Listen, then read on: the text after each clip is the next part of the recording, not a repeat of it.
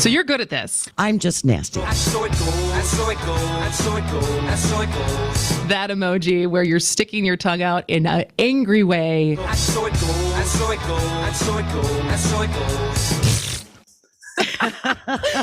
How do you spell that?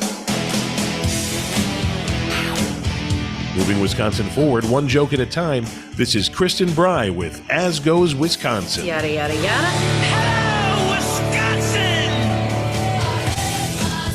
Hello, Wisconsin. I'm back. I'm still tired. Are you tired? I'm still tired. Big weekend. Big weekend. Yesterday was probably the laziest day I've had in a very, very long time. Probably 6 months. Yeah, it was a Right? very lazy day. And I ate whatever I wanted and I just didn't check my phone. How lovely. Well, I think I refreshed for like more pictures of anyone who posted anything of the wedding, but it felt good to be offline for a couple days and just get married. Yeah. But now I'm back. You're back. Glad to have you back. And Jane Matnair, as always, is on the board. I'm on the board. Did you have fun this weekend? I did. I had a lovely time meeting your parents. You neglected to tell me that your father is gigundo.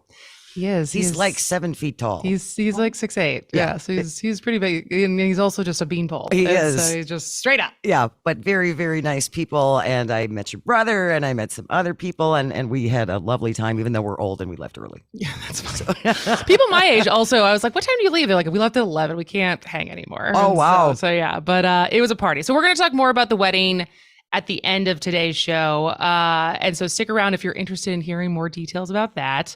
Then at 1:00, because I've basically not been on my phone since Thursday afternoon, we're going to play What Did I Miss? So you tell me, give us a call or text us in and tell us the stories that broke over the weekend that I should be aware of, because I have not taken the time to catch up on Trump and Ron Johnson and Voss and whatever else happened since Thursday. You were entitled to take a couple days break. Thank you. Actually, we could all take it. a It was couple actually days nice. break. It was very nice. So yeah. So anytime during the show, but especially at 1:00, 844-967-2789. But for now, Halloween's gonna come early. Because we still have like a month, like I think like for all the Halloween fall people, it's like we still have like a month of summer left. But Halloween stuff is out.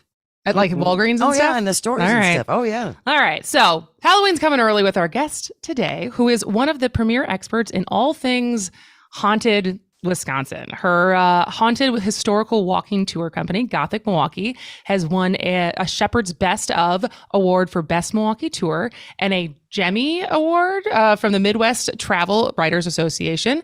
The tour has been featured in the Chicago Tribune and the LA Times. She's also authored 4 ghostly tales books for kids and 4 books for adults, including Milwaukee Ghosts and Legends, Storied and Scandalous Wisconsin, Shipwrecks of the Great Lakes, and her newest book that comes out next month is Madison Ghosts and Legends. And Anna Lordnoy, no, did I say it wrong? You Lord got Noise. Anna, and I love Anna.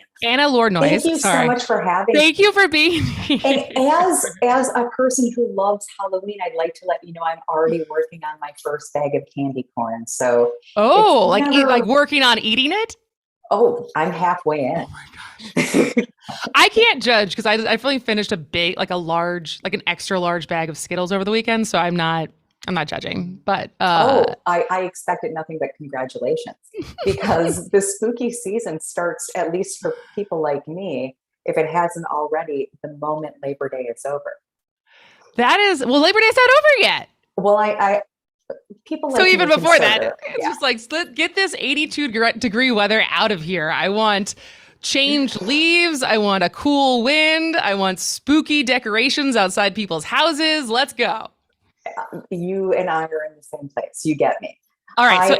So it's my favorite time of year because I get to do my favorite stuff, which is tell people about the spectacular stories and the legends that are all around us. It's so much fun. So Gothic Milwaukee is your walking tour company. Mm-hmm. And so how did you even get into that? How did you start this? Well, I, for a really long time, was a high school English teacher, and every year I would go on a solo spring break road trip because it just rejuvenated me. It was so much fun. And as I was traveling, I'd be in a different city every night. And so I started to go on ghost tours because it's a great way to get to know those cities. And it's a really safe thing to do. It's fun. I love history, stories, architecture, weirdos. It was my thing. And so I decided one year, just for fun, that I would create a tour for Milwaukee because I thought we deserved that. And I honestly thought it would just be like a fun thing I did that summer, but it ended up being really popular. And so every year it grew. And in 2015, I decided to leave teaching and try to make that my full-time gig. That's wild. And so you were an English teacher, and then Mhm. you started this walking tour company. And so what did you find? Like, what were so like, because I think you hear a lot that there are a fair amount of Mhm. things in Milwaukee that are haunted, since it seems like there's a lot of things haunted throughout the state. But Yes. what are some of your favorite Milwaukee sites? And we'll get into some of the other cities. But because you wrote one, haunted bowling alleys. Well, I wrote that for Bowlers Journal International, and it does Which, so. who knew that was a thing? Okay. Well, that's why I like it so much because I like doing things that are ridiculous, and that just felt like when I got pitched that, I'm like, I must write this story, and so I covered them across the nation. There are bowling alleys that have had murders. Some have been buried or have strange things buried underneath, and it was so fun to uncover. So I love that. But in Milwaukee, there are a few buildings that I think are spectacular. So everyone knows, of course, the famous Pfister ghost. Which It's is where cons- we just stayed at the Pfister over the weekend for our wedding. And someone asked us, like, I think our Uber that took us from the hotel back to our house was like, did you see a ghost? And as I was, we did not see a ghost this weekend, but I've certainly heard about it. But you know more than I do. well, I love the Pfister on so many different levels. I was their writer in residence in 2018. I got engaged at the Pfister. So the Pfister means so much to me in my heart. And being able to tell the stories of the Pfister is just a delight to me because there are few ghosts in the city I love more than I love Charles Pfister. And he is the ghost that keeps on giving. Because you might know that there have been so many stories connected with Major League Baseball that ESPN has done an expose on the hotel, so has Sports Illustrated. And as recently as the summer of 2018, the Cardinals were staying at the hotel and their pitcher wakes up in the middle of the night. He jumps on Instagram saying that he was just touched by the Pfister ghost. Now, the next day he plays terribly. He blames that on the Pfister ghost. And the city is again loving the Pfister ghost. Last fall, when Megan Thee Stallion was in Yes. town, she did her own little Scooby-Doo-esque ghost walk around looking for where the Pfister ghost lingers. So his legend is outsized, and I think he makes the perfect Milwaukee ghost. Because if you kind of dive into the legends, he means you no harm. But if you're not playing for the Brewers, he'd like to disturb your sleep. And I am definitely on board with that. That one's really good. So then the other one that's personal is on my first date with Mike, Mhm. my now husband. We went to Shaker's Cigar Bar, Mhm. which even on the side of their building, they project like a ghost onto the side of Yes, the they building. They do. have ghost tours, and so literally our Mhm. first date, we did. It's the only time we've ever done it. We did the ghost tour, and our first kiss was in the basement. And so, So what that do you know spine about tingles. Shakers? I didn't feel anything, but I mean, I felt something on the kiss. I didn't feel anything on like the ghost. Well, Shaker's a competitor, so I don't really talk much Oh, okay, about okay, okay. them. But I do love a lot of great places. And one of my favorite, kind of not so spooky, but definitely mystical places is on the Marquette campus. You might know Marquette is considered to be one of the most haunted campuses in the country. I didn't know that. Oh, do you know one of the dorms used to be a children's hospital? No. And yes, and so uh, dorm dorm dwellers claim that sometimes at night they will catch glimpses of little children wearing hospital gowns, bouncing balls down the hallway. Some dare each other to go into the former morgue. There is a lot going on that campus, but the thing that I truly love is Saint Joan of Arc, because of that mystical connection to the relic that is there, that they say Saint Joan of Arc knelt on. It's just a beautiful building, but the legend behind it is even better. So how often have you felt a ghost, or how many interactions have you personally had on any of these tours, and as much as you are interested in this? Well, when I'm on tour, I'm really hyper focused on the people that I'm with, make sure everyone's safe and having a good time. But I'm also extremely suggestible. So I think I'm having ghostly interactions all the time, but it just could be I'm living a spine tingling life. It's really hard for me to tell. Fair enough. Because I saw a great thing as because I certainly believe in ghosts. I feel like there's too many people across the world who have had some kind of weird interaction to think that they don't exist. But I also believe that they can't actually hurt you. Because I feel like if ghosts could actually hurt you, the history of people who've died unjustly in one way or another would come back, and there'd be a lot of ramifications if ghosts could actually hurt you. And so while it's probably scary when you have some kind of interaction, which I haven't, I do think that's all it's going to be is interaction, unless you tell me otherwise. Can ghosts actually hurt you? I think that you're right on the money. I think for the most part, ghosts don't want to hurt you. And we're just dwelling in a multi-layered world. Which is so crazy to think about. And so, all right. So when we come back, we still have a couple of minutes. We have a minute and a half before we have to go to break. But I want to talk about, because obviously Gothic Milwaukee takes place in Milwaukee, and there's a lot of different haunted places that we know of in Milwaukee. But you've written books about haunted places across Wisconsin, whether it's your newest one in Madison, which is where I grew up. So I definitely want to hear some of those stories when we come back.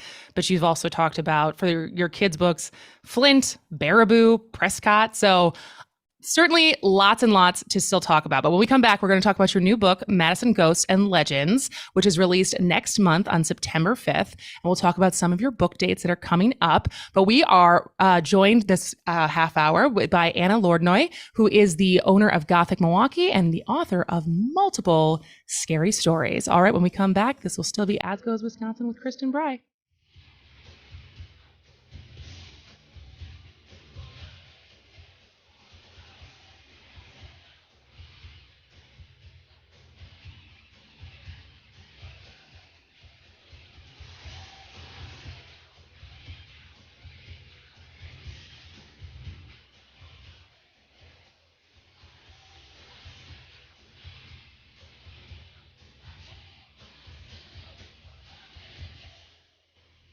WAUK and the Shar, the new kids on the radio block.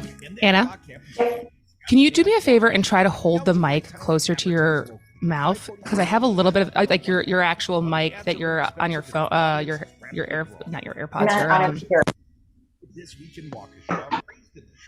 Is that bad? No. It's just if you were using your mic on your headphones, I was just going to see what it sounded like if you held it closer to your mouth. It's because there's a little bit of an echo, and so just while we're on break, seeing if there's a way for us to.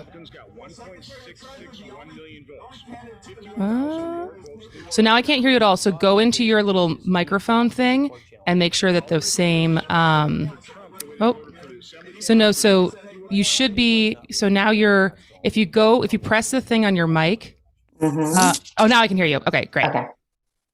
That should be fine. It was fine before. I was just going to, while we were at break, see if there's any difference as far as having it, because I just, we're on the radio. And so, absolutely. Is it too echoey in here? No, it's not too echoey. I was just going to test it out while we're on a break to see if there's anything different, but it is what it is, And so you're doing great.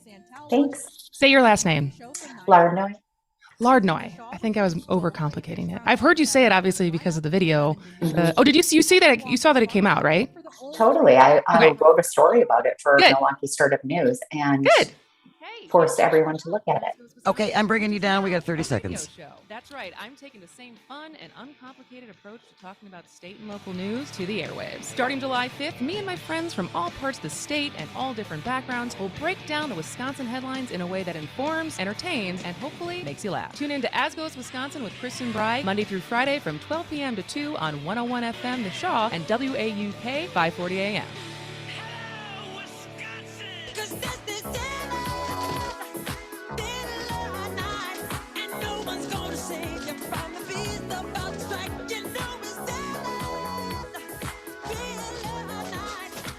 Welcome back to As Goes Wisconsin. We are joined right now by owner of Gothic Milwaukee, a haunted Milwaukee tour, walking tour, Anna Lordnoy. Thank you for joining us today. But now we're talking about some of the other haunted, spooky places in Milwaukee. But you have written a book about Madison and some of the haunted places there. Now, I grew up in Madison, and I think I might be surprised because I never thought of Madison as a very haunted, spooky place. So what are some of the places that people should know that might be have some ghostly visitors every once in a while?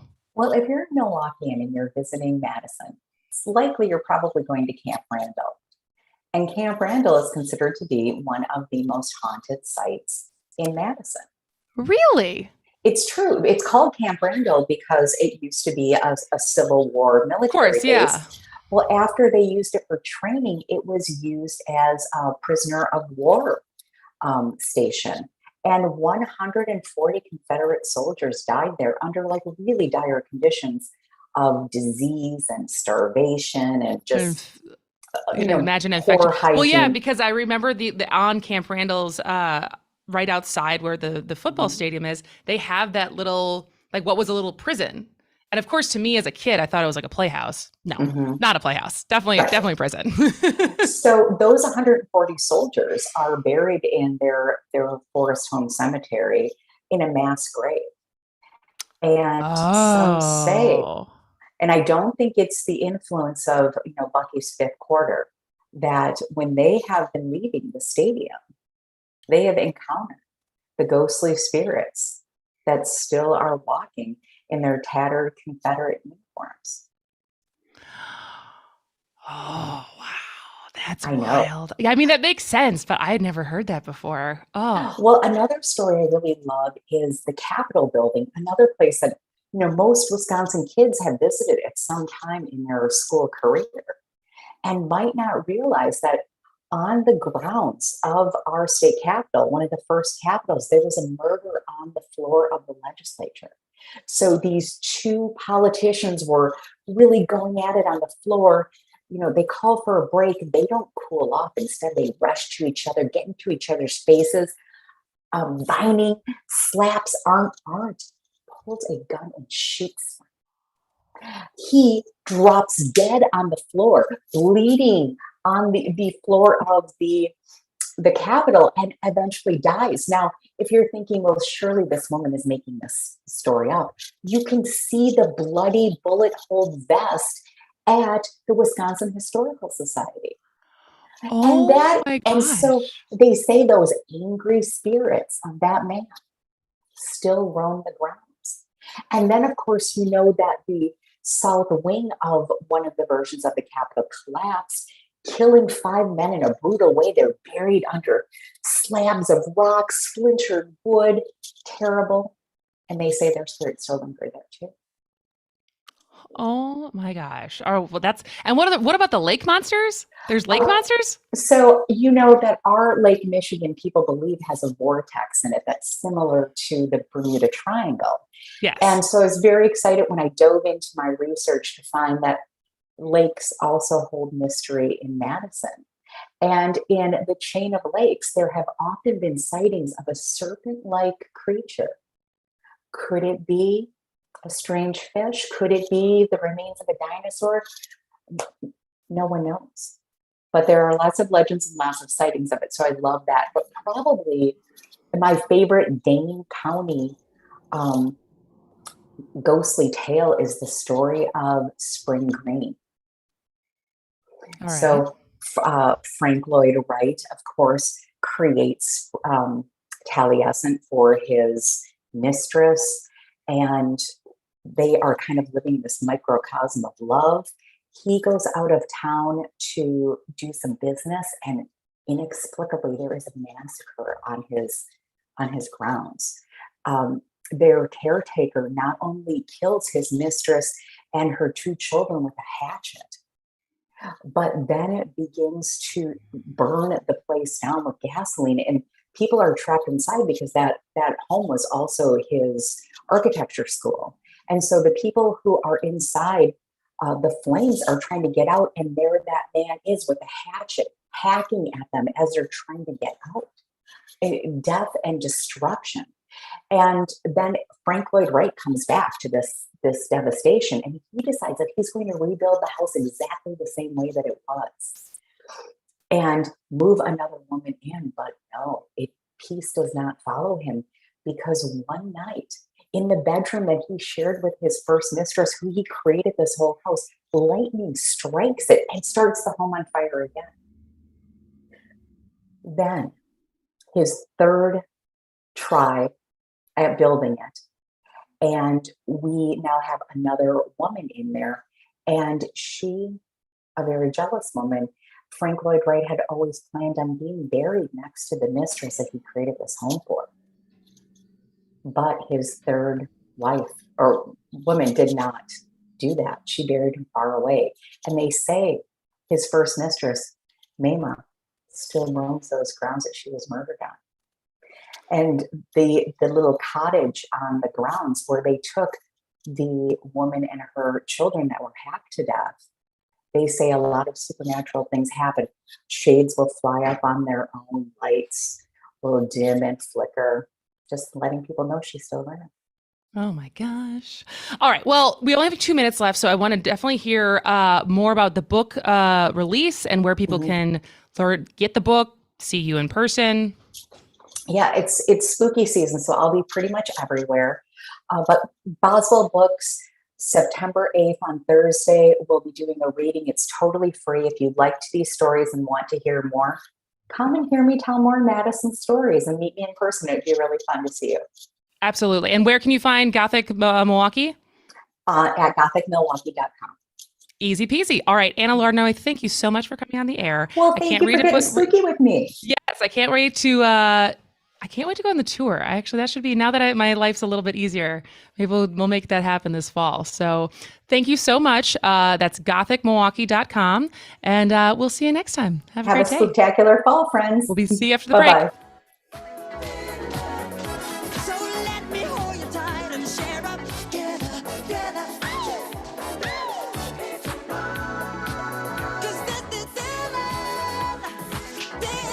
Thank you guys so much.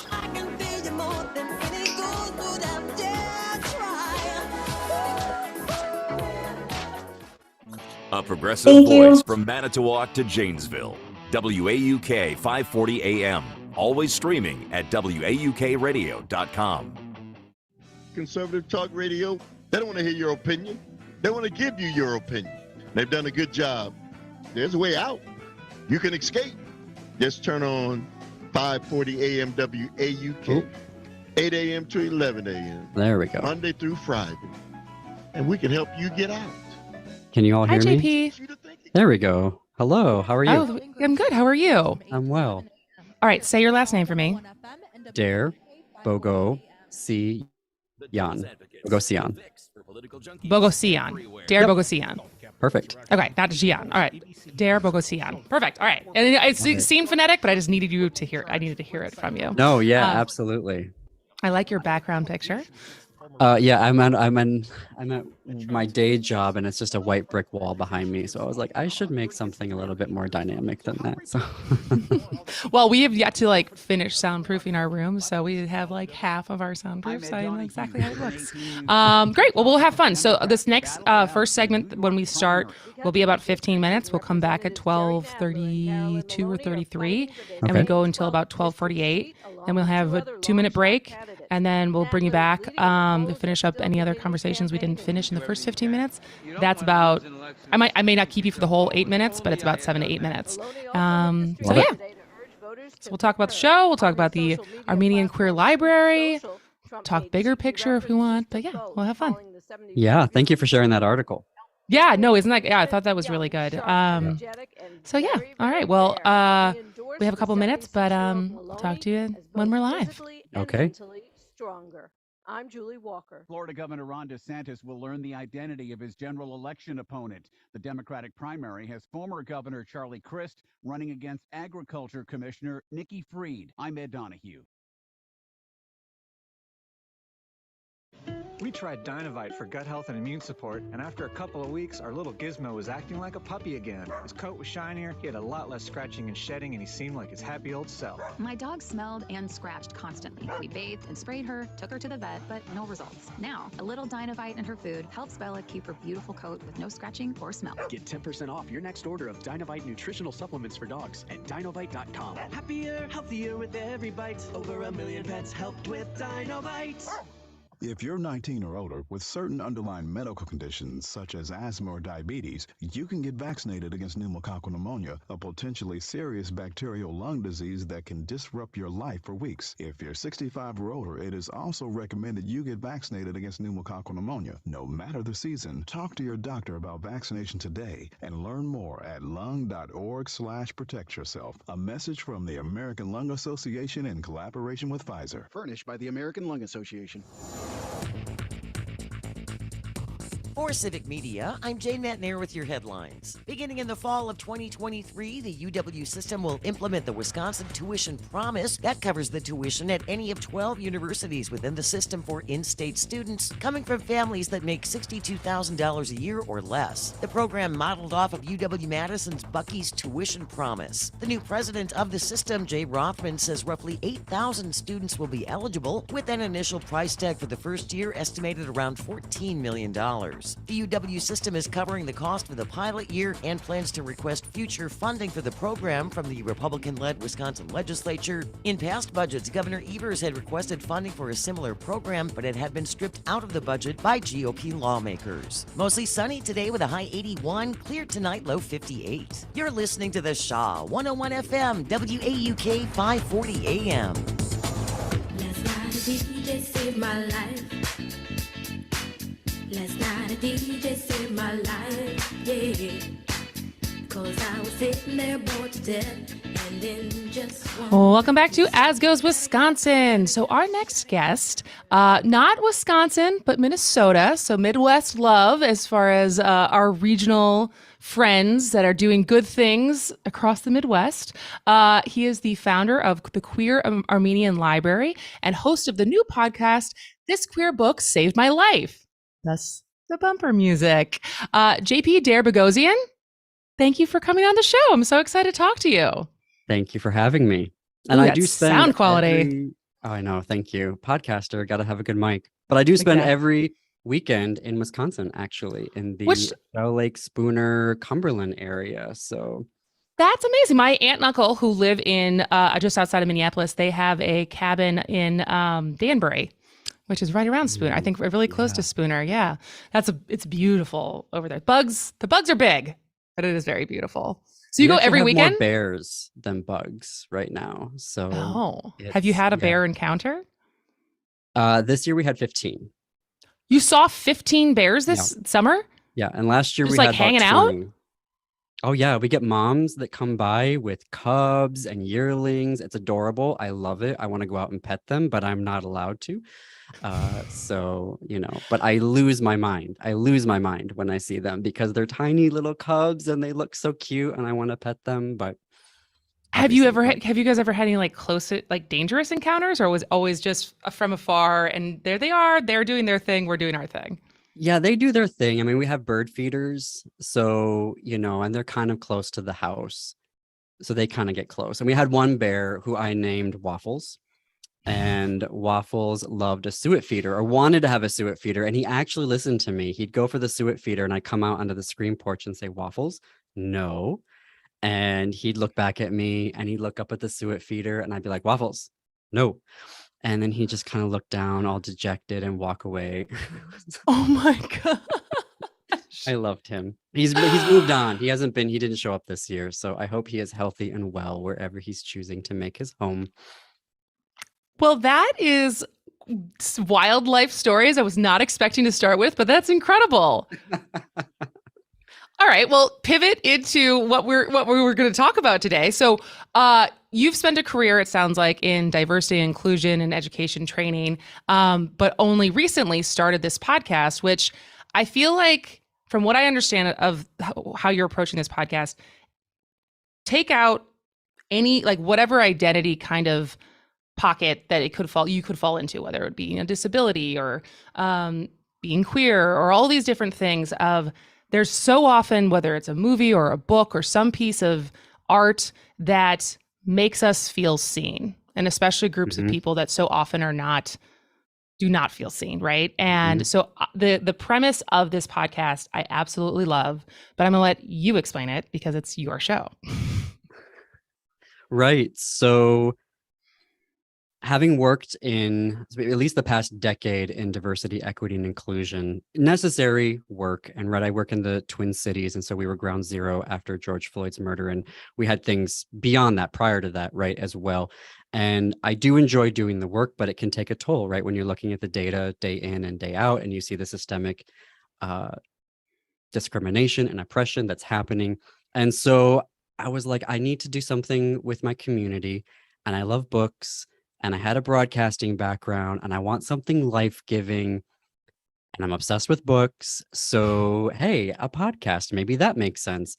And there are millions of podcasts where I was like, hey, there's nothing really like this, where I thought, let's talk to a queer person about a book that saved them, however saved, whatever that means for them. And so for some guests, that's meant processing an abusive relationship. And for one guest, which I was not expecting, he read a book and he said, this provided a map of exactly how I didn't want to live my life. And so that was how it saved me, is that I made that. And so everybody interprets the word saved differently. And I thought, well, what if we brought the authors in to talk about the book as well?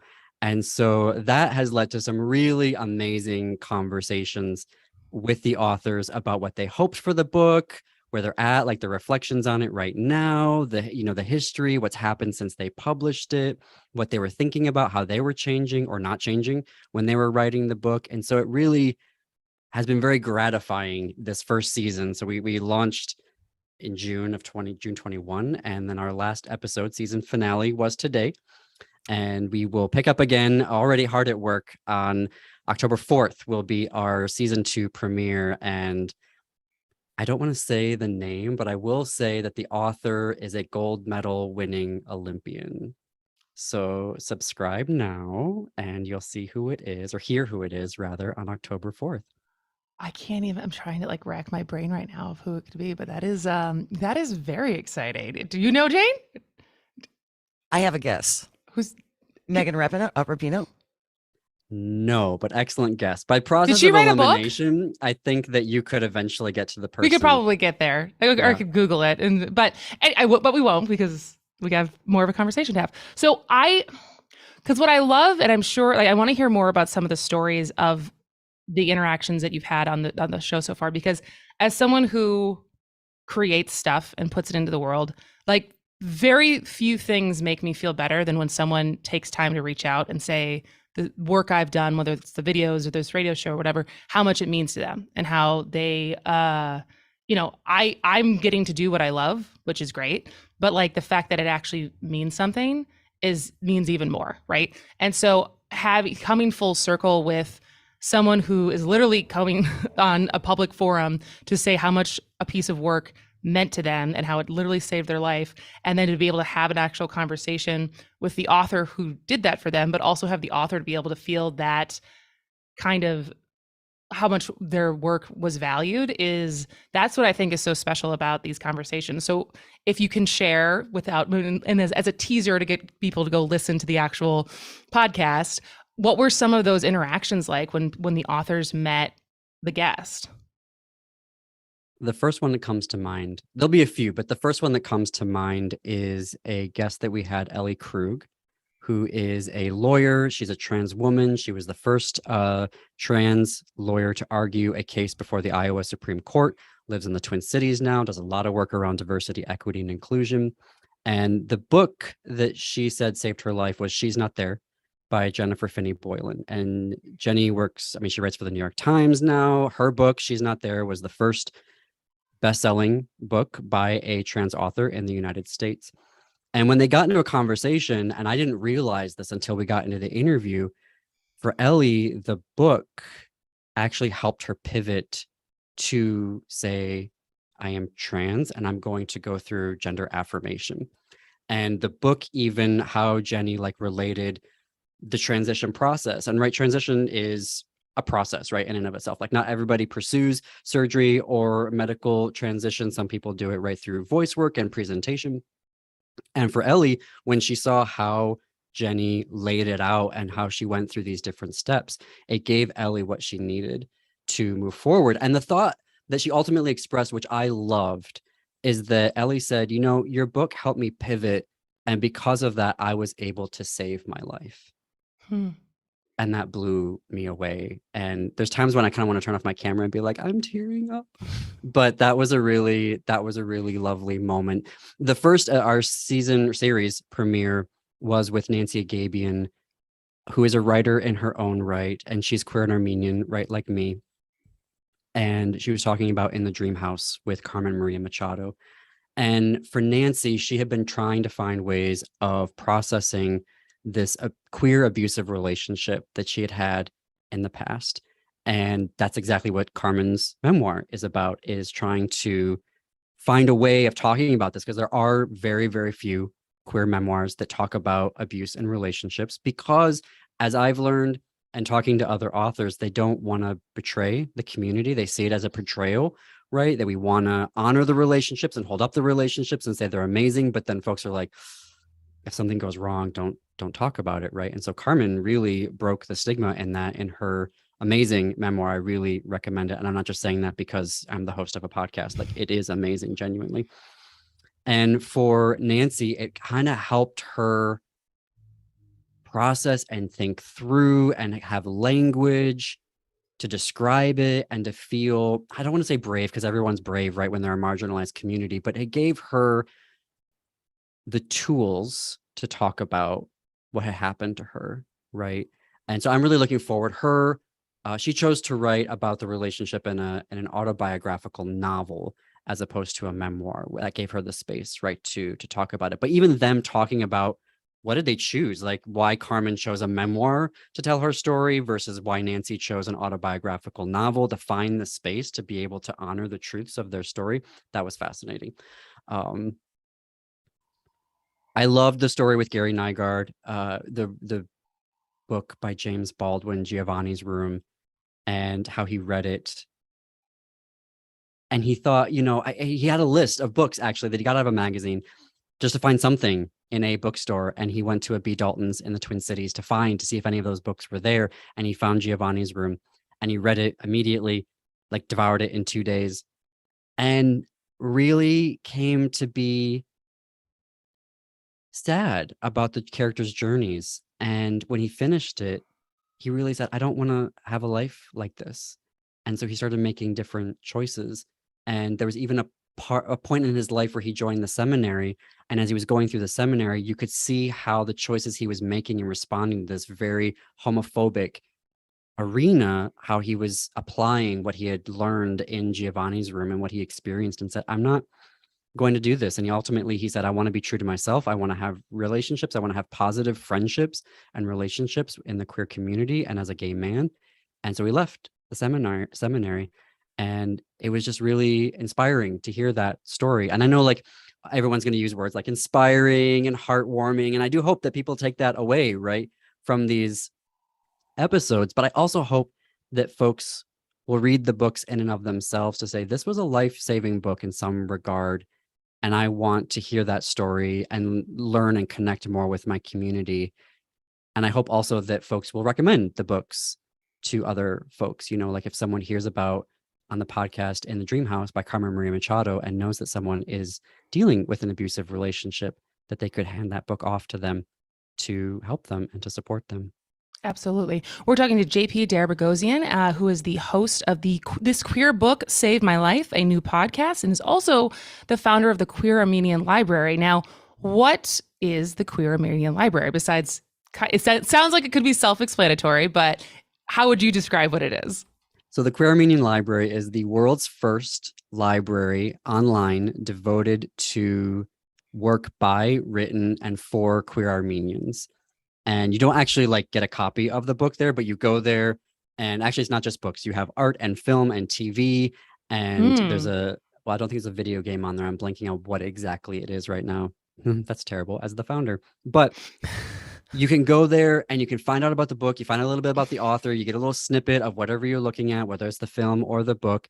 And then I give you links on how to actually buy, the book and find it. Got it. And it's about representation for me, and that there was no representation in queer literature for queer Armenians. And how do I personally reconcile these disparate identities and pull them together? So it was a 4-year-long obsessive process to scour the internet, trying to find anything that was written about, by, for queer Armenians. So when I finally got the list and I saw, and books, I bought everything that I get my hands on.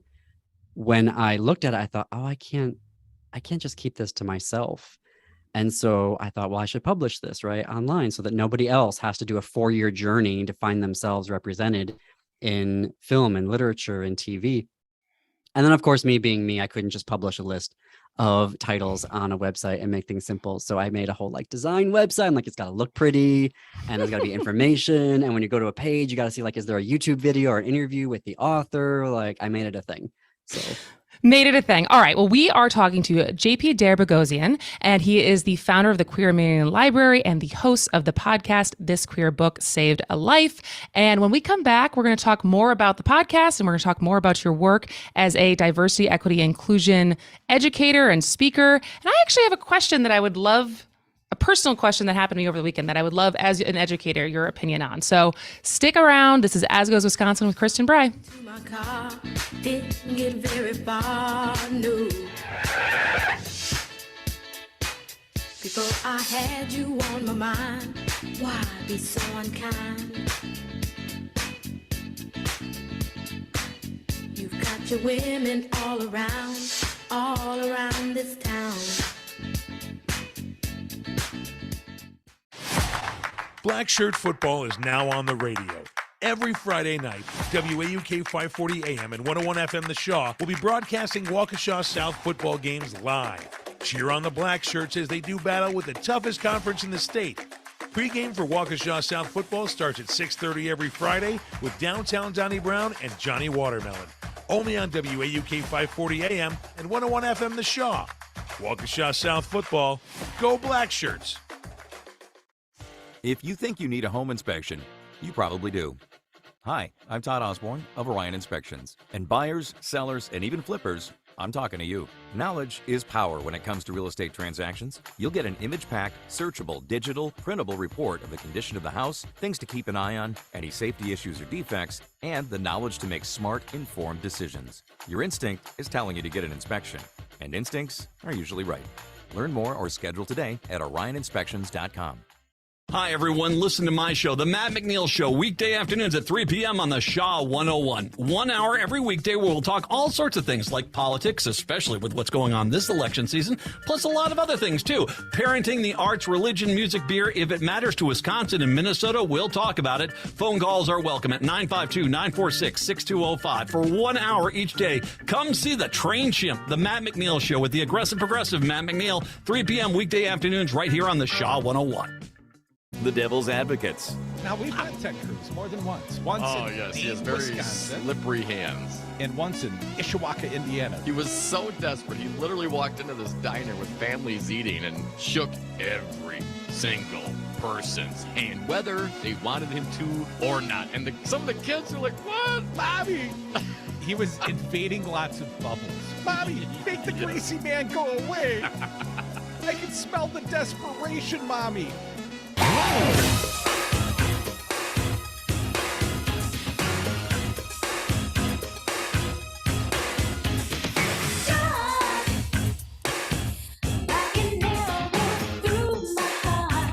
Well, welcome back to As Goes Wisconsin with Kristin Brey. My guest today is JP Derbogosian, who is the founder of the Queer Armenian Library and host of the podcast This Queer Book Saved a Life.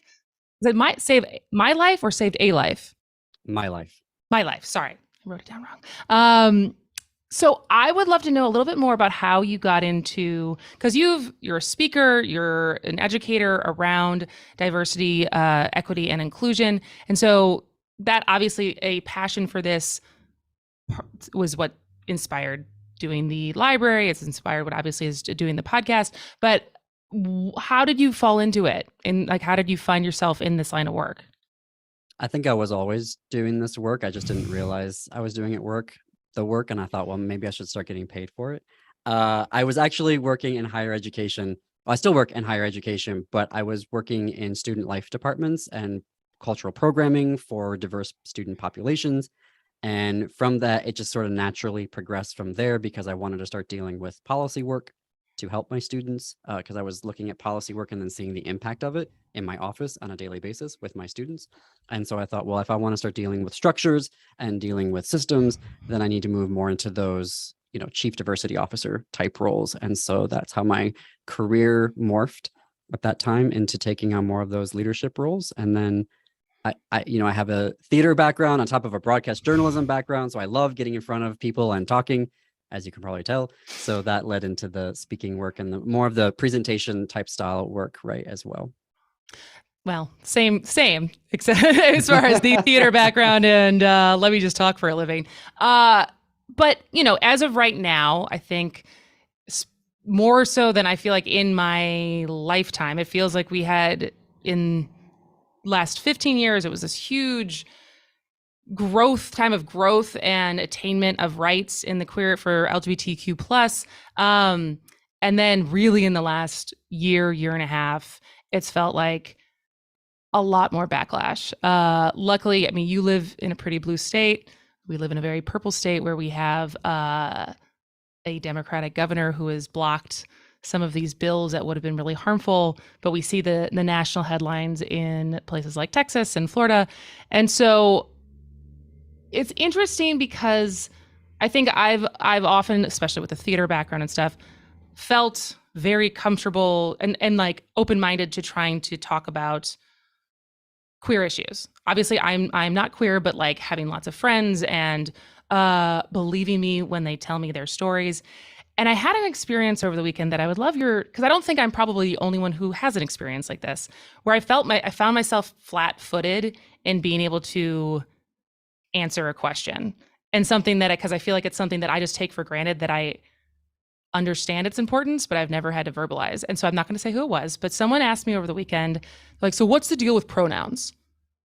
I was like, well, what do you mean? He's like, I don't know. Like, I just like, it's like this huge new thing of kids, and they're identifying as different pronouns and asking me to be called different pronouns. And it was such a vague question and he was starting from really such a place of not knowing anything that I didn't even know where to start. And I really found myself not knowing how to answer that question beyond the very obvious answer of when trans people transition, they want to be identified as the pronouns that they identify as. But so how would you, knowing that there's a gradient or a spectrum of where people start when they start talking about these issues, and some people are more, they have more of the language at their fingertips to talk about it, and some are very, very far from even beginning to understand why someone would choose to go by they, them.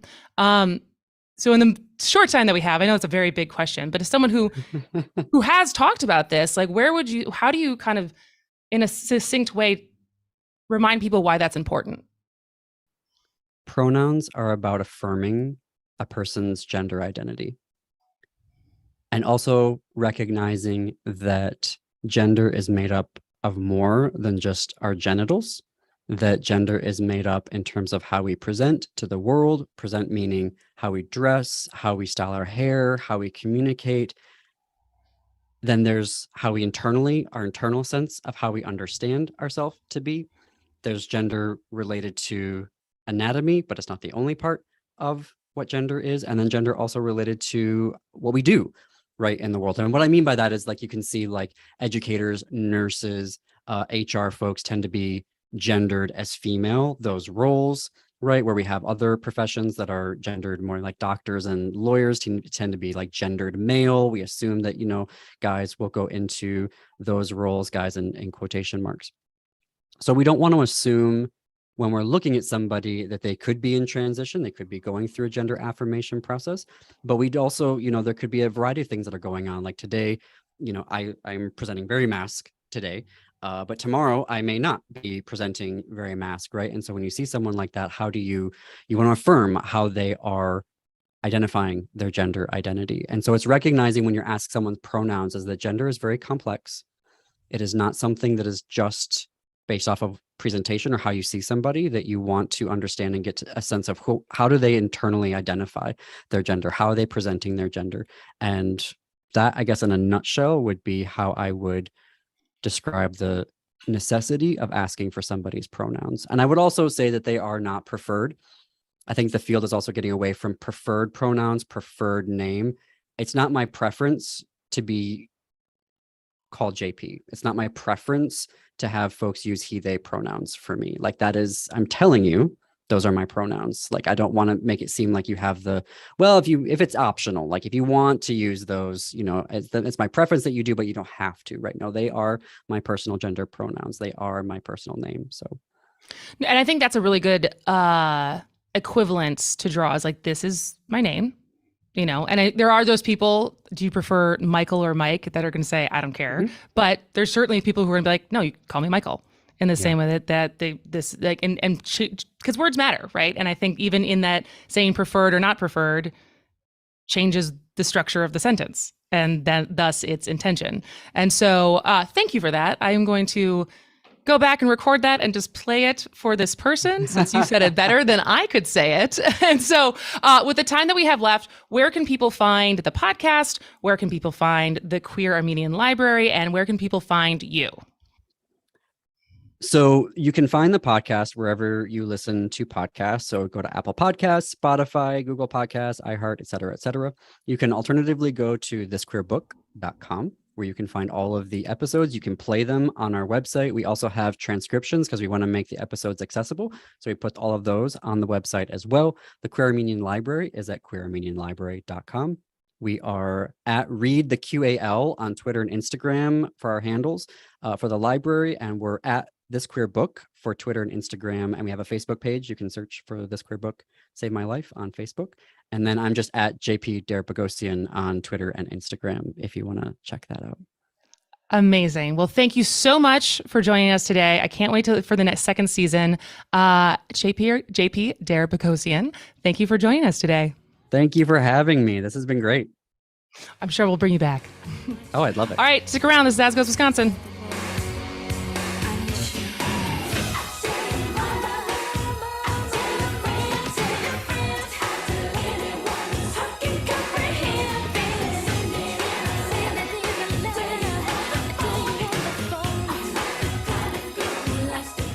Hey, Susan, how you doing? I'm good, Earl. Again, I want to thank you for a wonderful show. The interesting thing is that you're now starting to give people in that part of Wisconsin some food for thought. Having him call in was wonderful. I think we all have to really work hard together to bring a lot more people in the fold. I'm glad that gentleman called. And it's not that I'm so arrogant that I think I know everything. There's too much in the world to know and think more of myself than I should. Here on the Shaw 101 FM and WAUK 540 AM. Dueling Tangents with Luke and Brian. I'm really trying hard not to go insane from the mind screw that is this situation with the I was going to say the GAB, but now it's the WEC, which is audited by the LAB, and then it's now screwed up by the GOP, and we're all SOL. Good for us. Congratulations. Look at all those acronyms. Yeah. We're the winners. Tune in for Dueling Tangents every weekday at 2. You are listening to WAUK 540 AM Jackson, W226DR Waukesha, always streaming at WAUK Radio. AP News.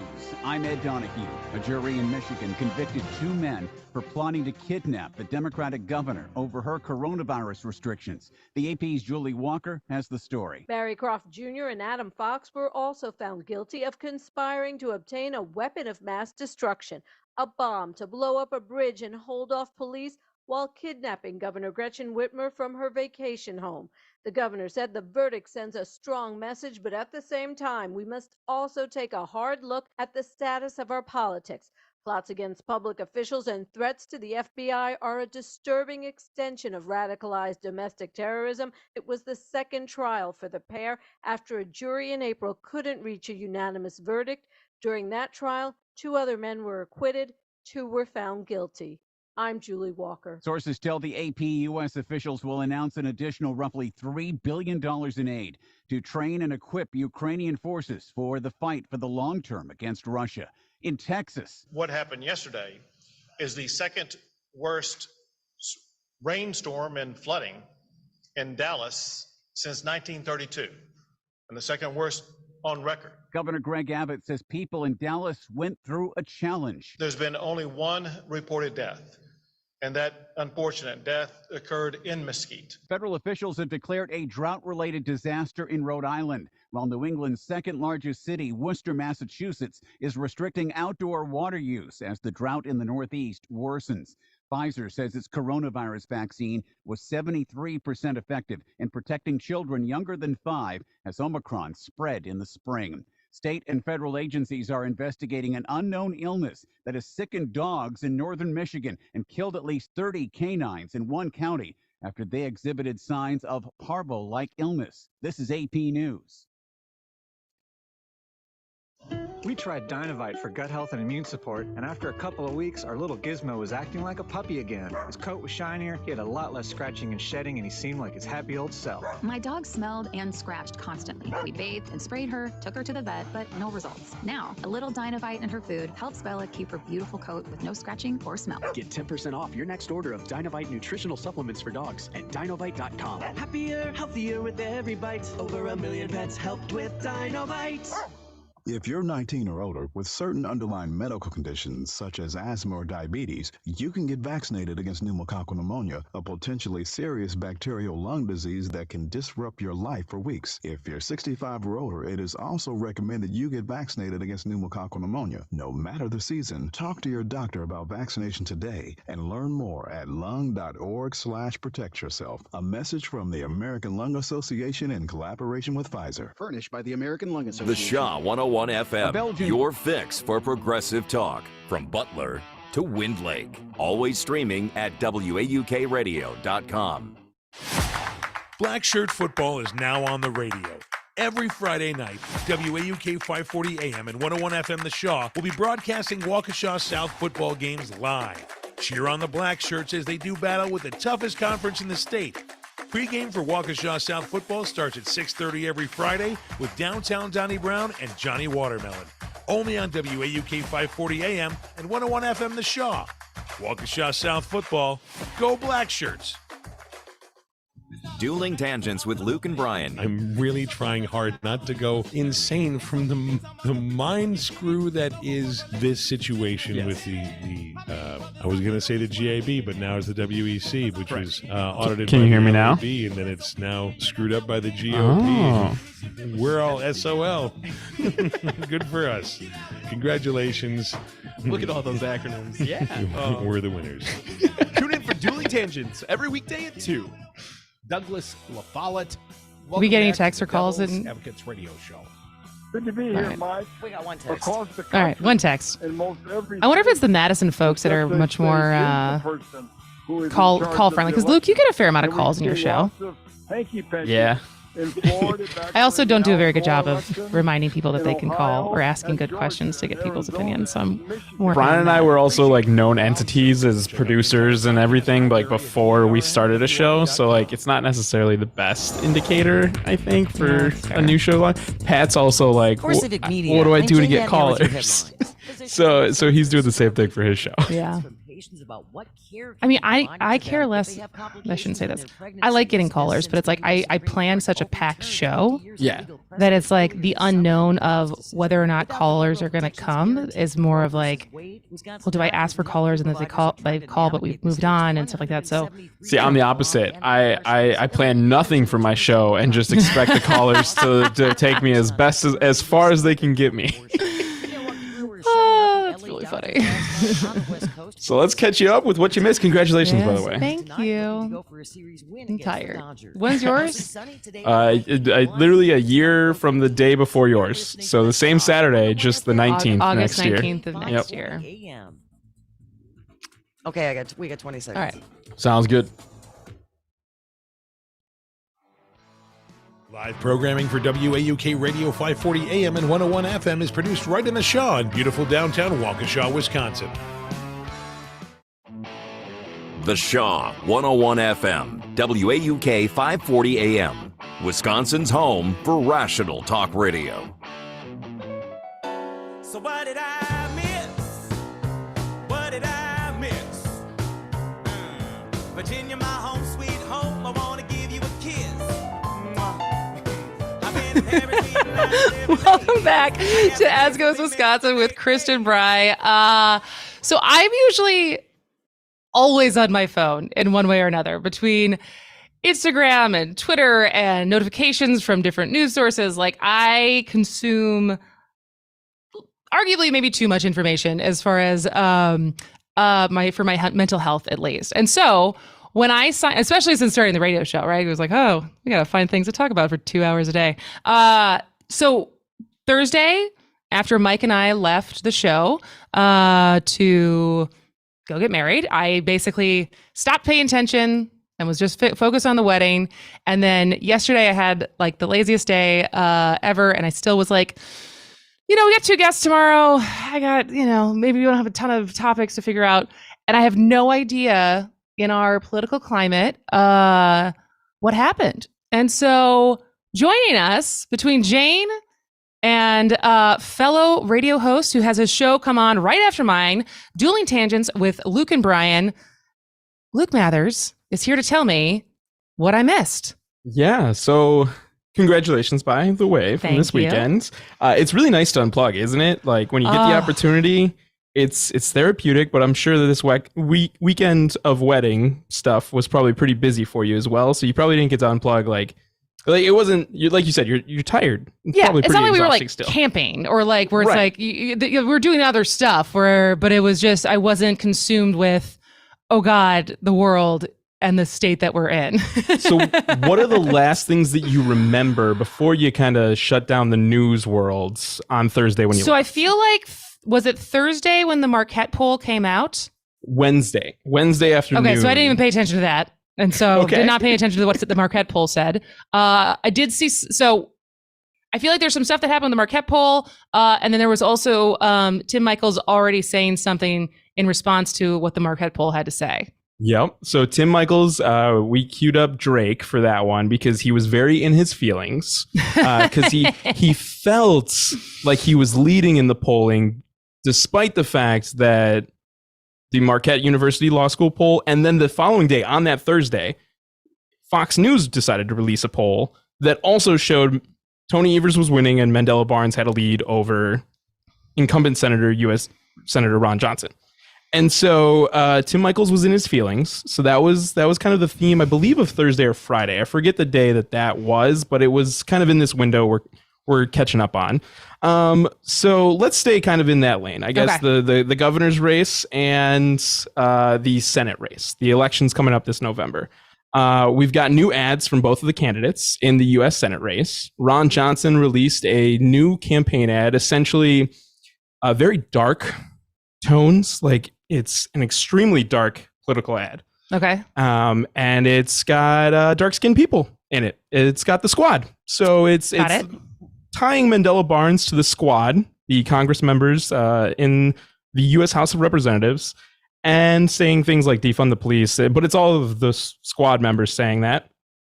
And essentially, Barnes is too radical to send to D.C. Re-elect Ron Johnson. I support this message. Yada, yada, yada. And the opposite ad, the ad that came out of the Barnes campaign, was a message of kind of youth and I'm going to bat for you. And it's an interesting political ad because Mandela Barnes is on like a softball diamond and he's just hitting the ball way out into the outfield. Can And Mandela hit a ball? Did we confirm that? Was it actually him or was it a stunt double? See, I don't know if it was a pitched ball. It was kind of a ball tossed to him from the angle that you can see from the camera. So, I mean, if I was selecting team members for, say, the congressional softball game that happens in DC every summer, I would absolutely prefer Mandela Barnes on my team than, say, all of the other Everyone else options. who's besides John Ossoff, because like who could be collecting Social Security. yeah, exactly that kind of recurring theme. So that was Mandela's ad, and with the tagline essentially, "I'm not going to sell you out. I'm going to go to bat for you." So that was the new political ad we got from the campaigns. Tim Michaels was in his feelings. Evers today. I don't know if you saw this one. This one got released today. For Evers is putting out a brand new plan, which he's tried before, to say, because the Department of Revenue is now showing that there's supposed to be a $5 billion surplus now.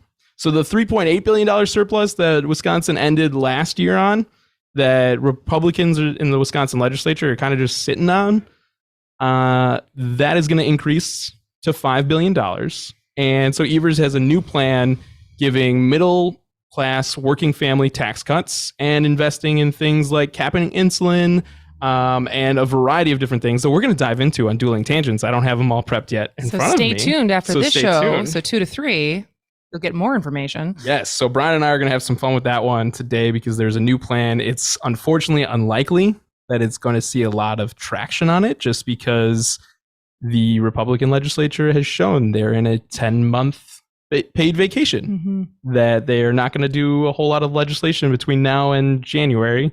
And that's been the case since the first week of March when they wrapped up everything.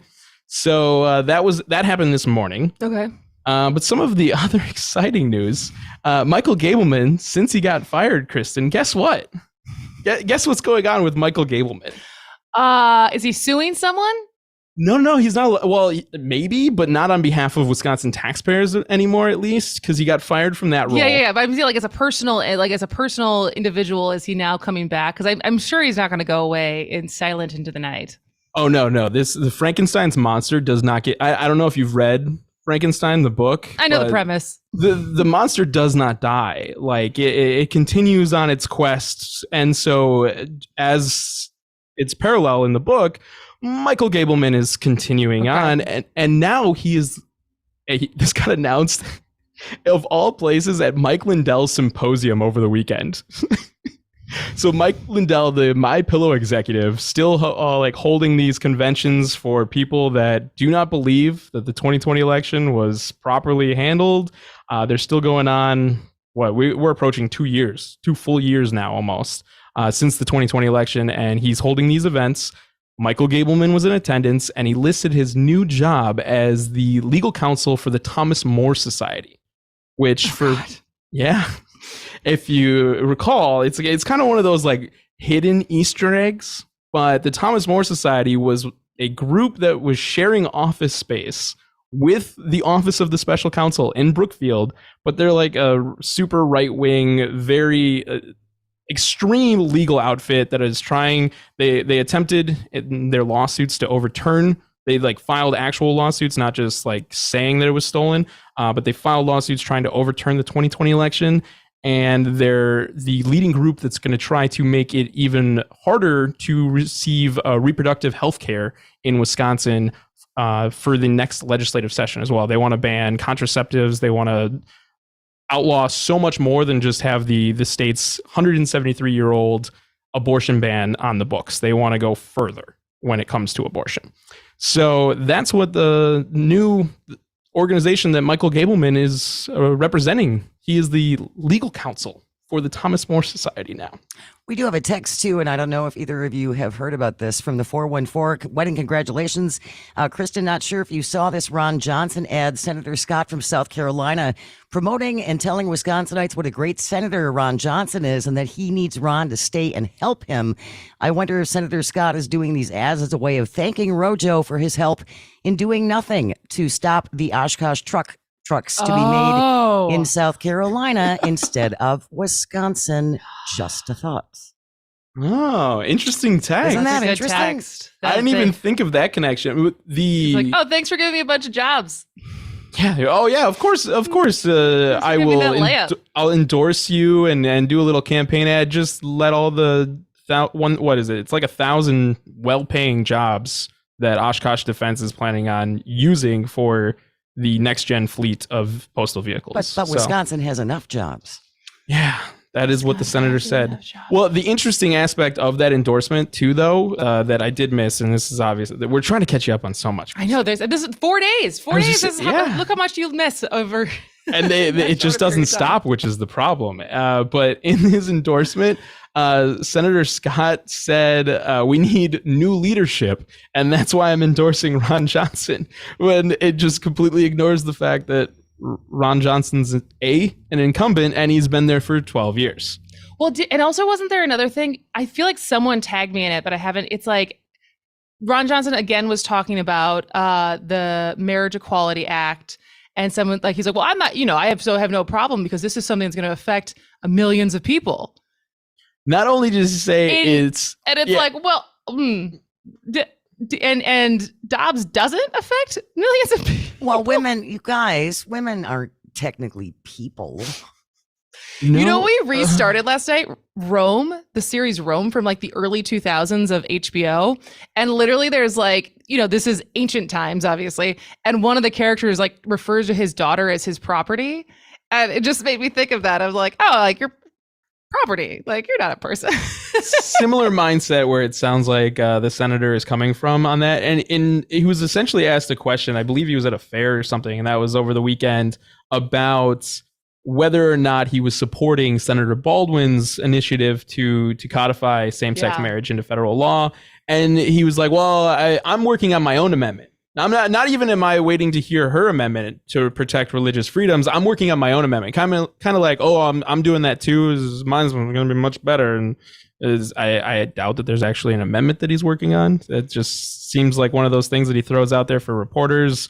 But he essentially equated that, oh, well, this stare decisis, the legal decision making that got to the Oberfeld decision that codified same-sex marriage, that won't get overturned, even though he just completely ignored the fact that's exactly what was overturned with Dobbs and Roe v. Wade. Exactly. Yeah. So he ignored that. And then, well, I guess the other crazy out there thing is Robin Voss has not heard the end of his campaign against Adam Steen. He's gonna try to be a write-in candidate. They are, well, he hasn't conceded yet from the August 9th primary. They're contesting the Racine County election results, which include the 63rd Assembly District. And he's going to surmount a write-in campaign to try to unseat the incumbent Assembly Speaker. Oh my God. Luke, do you have more for me? Do you want to stick around for the next segment, or is that pretty much everything? That sums up, unless you want to really deep dive into the Ron Johnson quotes from over the weekends. People can watch your show for that. So stay tuned at 2 o'clock for Dueling Tangents with Luke and Bryant. Luke Mathers, thank you for catching me up. Happy to do it. And yes, you can stay tuned. 2 p.m., 2 to 3, Brian and I dive into the headlines and share a bunch of tangents and side stories too. So it's always a lot of fun. All right. Thanks for your help, friend. We'll be back in a minute. I've been fighting for the South alone. Where have you been? France. We have to win. Well, what did I miss? What did I miss? What did I miss? Head first into a The greatest radio show ever could be your greatest advertising investment ever. Partner with the Devil's Advocates and activate our loyal, educated, and engaged audience today. In-show interviews and sponsored special events considered across Wisconsin. Affordable digital and terrestrial ads available in Chicago and Minneapolis and directly on the Devil Radio app. Make a deal with the Devils and get the Devil's Advocates bumped to your bottom line. Call or text 844-967-2789 today. Black Shirt Football is now on the radio. Every Friday night, WAUK 540 AM and 101 FM The Shaw will be broadcasting Waukesha South football games live. Cheer on the Black Shirts as they do battle with the toughest conference in the state. Pre-game for Waukesha South football starts at 6:30 every Friday with Downtown Donnie Brown and Johnny Watermelon. Only on WAUK 540 AM and 101 FM The Shaw. Waukesha South football, go Black Shirts. The real estate market in Dane County and surrounding areas has been a bit of a hot mess this year. Listings are being picked off above asking prices and without the home inspection contingencies. I'm Todd Osborne, owner of Orion Inspections, and even if I weren't a home inspector, I'd still cringe a little if any of my friends or family tried to buy a home without an inspection. Let's take a good hard look at that house before you sign. Want to know more? I'm here to help. OrionInspections.com. That's Orion, like the constellation, inspections.com. President Trump lost the election. Joe Biden won the election. Collectively, Republicans got 1.661 million votes, 51,000 more votes than Trump got. He exhausted his cases. He exhausted the court challenges. All the Republicans voted for Trump the way they voted for the assembly candidacy. He would have won. It was not rigged. It was not stolen. Donald Trump lost the election. Joe Biden won the election. It's really clear. This message was paid for by the People for People Corporation. Donate online at p4ppc.org.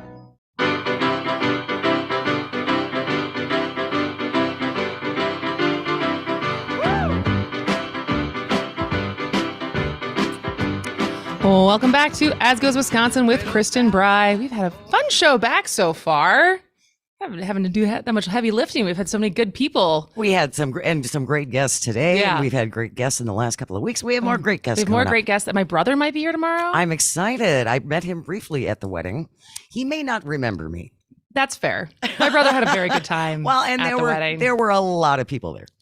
There were, yeah. Actually, and yes, there was a lot of people at the party part, which was super fun. But Ben can talk a lot. I'm not sure, as he said in our, so he was our officiant. And did a really nice job. But Yes. it was funny because we did a live stream. So people who weren't at the ceremony, since we kept the ceremony really small, could watch on YouTube Live. And I think prior to me getting there, there was like, we're trying to get set up a mic and blah, blah, blah. And so my brother started it by saying, he's like, we're going to project, which is certainly not a problem for Kristin and I, because I think almost everywhere we go, Ben and I are absolutely the loudest people in the room. I go to the Journal Sentinel when I leave here and go to the Journal Sentinel office, which is very quiet. More people than just Bill Glauber, but certainly Bill Glauber loves to give me a hard time about how everyone knows when I'm there, because my voice just kind of booms, and my brother's is even louder than mine. But don't you think that part of that is the theater background? Because I have found the same thing too. And we all learn how to project. And when I worked for different radio stations, we would do visits and take businesses lunch. And we would go into legal offices. We were by far the loudest people in the building. But my brother never did theater. He never had any background like that? No, he was a sports person.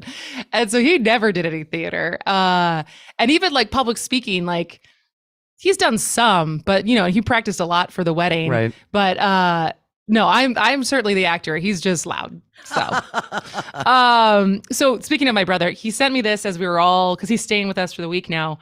And Mike, my brother, and I were just laying around. Like I said, we watched House of Dragon, the new prequel to Game of Thrones, which I think I'll get into. That was good. Violent, lots of sex per usual. And then we watched Rome, which was like one of the, the Early. first, like that was like the pre-Game of Yeah. Thrones, where it's like every other scene is either like violence or sex. Yes. But as we were laying there, just watching TV, scrolling our phones, he's like, "Oh man, Kristin, watch this." And he sent me this tweet of this video, and I think it's certainly gone viral since. It has like almost 9 million views just on Twitter. And this poor man, he's sitting at a Yankees game. I'm going to try to describe this because it's radio and we can't show the video. So it's someone from like over his right shoulder is videotaping this guy, Yankees fan. He has a hot dog and a beer, totally normal for a baseball game. But then he takes the hot dog out of its bun, takes a straw, like a plastic straw. Okay.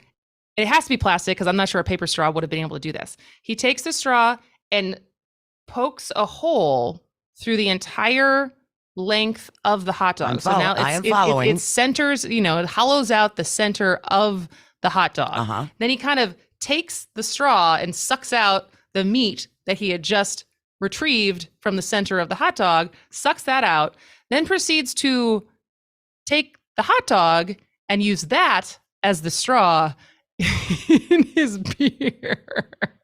That's revolting. It's so, first of all, who drinks beer with a straw? Good Number point. one. Number one. What is adding to your experience by having the hot dog be the straw? Is it like, why do you want particles of food in your drink? And is it like the salting?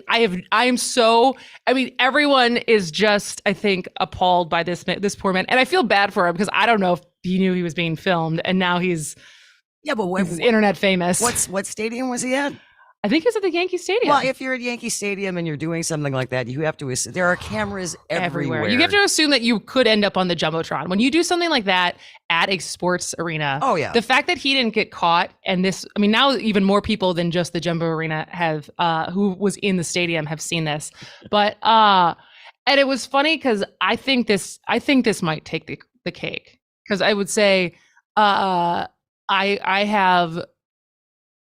I don't know what is. I don't get grossed out easily. Like I married a guy who eats ketchup by itself, right? He's fine eating just ketchup with nothing else. On a spoon? I mean, he doesn't, but he would.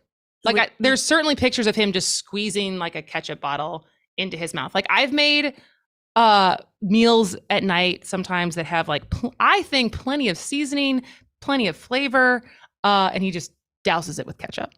He's one of those people. He's one of those people. That is a classification of person. That is, yeah. The ketchup and I've accepted that he likes everything covered in as much sauce or dressing as possible. Wow. And I am not like that. I like ketchup, but like it was actually one of the first questions he asked me on Hinge. It's like, what's your, like, I think we've been texting like a couple days, and one of the questions he opened with one day is like, what are your feelings about ketchup?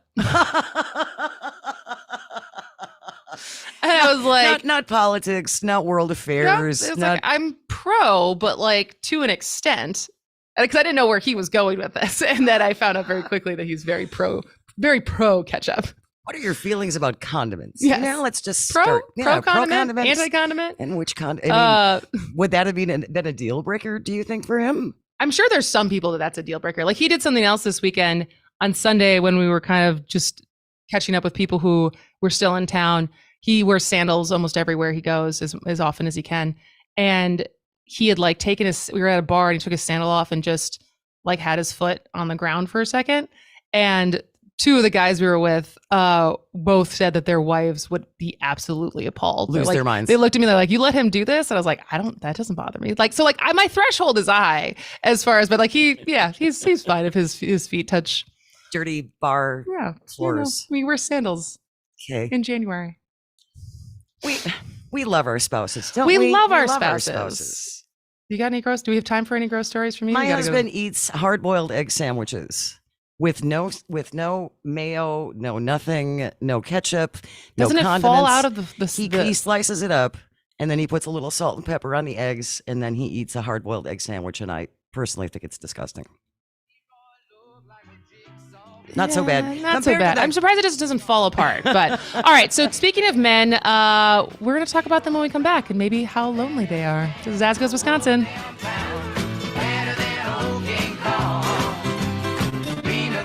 A progressive voice for rural Wisconsin. WAUK 540 AM. Always streaming at WAUKradio.com. Let me tell you about Ruby Isle Auto in Milwaukee. They're family owned, and John, Kathy, Jim, and Corey have been in business over 40 years. Ruby Isle Auto is located at 11137 West Silver Spring Drive, right off of I-41. And if you mention WAUK 540 AM or the Earl Ingram Show, you get $10 off your oil change. Schedule today by calling 414-438-1900. Ruby Isle Auto, your friends in the car business. The Devil's Advocates. Today, I made a mental note. It was 1:09 Central Time when I found out Ron Johnson was a conspirator in a coup, a traitor to the Constitution, and Ron's been something of an apologist. You know, they seem real friendly. Well, maybe to you, Ron, because you were on the inside of the coup, and I've never made that accusation prior to today. So let's play it for the people. This staffer stated that Senator Johnson wished to hand-deliver the fake electors' votes from Michigan and Wisconsin. Follow the Devil's Advocate. I'm Ed Donahue with an AP News Minute. Ukraine marked its National Flag Day, a day ahead of Independence Day. Ukrainian President Volodymyr Zelensky attended a ceremony at the country's National History Museum. He approached the microphone as he addressed the honor guard standing before him. Glory to Ukraine, he told them. They replied, glory to heroes. However, instead of stressing worry for the days to come, the president expressed defiance. The blue and yellow flag of Ukraine will again fly where it rightfully should be, in all temporarily occupied cities and villages of Ukraine. Days earlier, Zelensky warned that Russia may try to do something that he said would be particularly nasty and cruel. The United States reinforced those concerns when its embassy in Kiev issued a security alert, suggesting Russia intends to target civilian and government infrastructure in the coming days. I'm Karen Chamas. I'm Ed Donahue. We tried Dynovite for gut health and immune support, and after a couple of weeks, our little Gizmo was acting like a puppy again. His coat was shinier, he had a lot less scratching and shedding, and he seemed like his happy old self. My dog smelled and scratched constantly. We bathed and sprayed her, took her to the vet, but no results. Now, a little Dynovite in her food helps Bella keep her beautiful coat with no scratching or smell. Get 10% off your next order of Dynovite nutritional supplements for dogs at Dynovite.com. Happier, healthier with every bite. Over 1 million pets helped with Dynovite. If you're 19 or older with certain underlying medical conditions such as asthma or diabetes, you can get vaccinated against pneumococcal pneumonia, a potentially serious bacterial lung disease that can disrupt your life for weeks. If you're 65 or older, it is also recommended you get vaccinated against pneumococcal pneumonia. No matter the season, talk to your doctor about vaccination today and learn more at lung.org/protect yourself. A message from the American Lung Association in collaboration with Pfizer. Furnished by the American Lung Association.